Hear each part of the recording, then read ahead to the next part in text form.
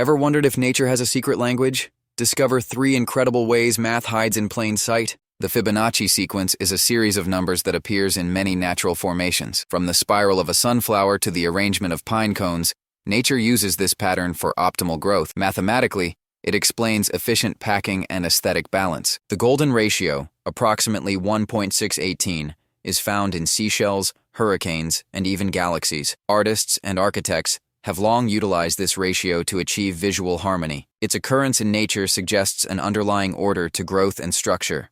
Fractals are self-repeating patterns that appear the same at different scales. They are visible in coastlines, clouds, and even our circulatory system. These patterns show how simple mathematical rules can create astonishing complexity.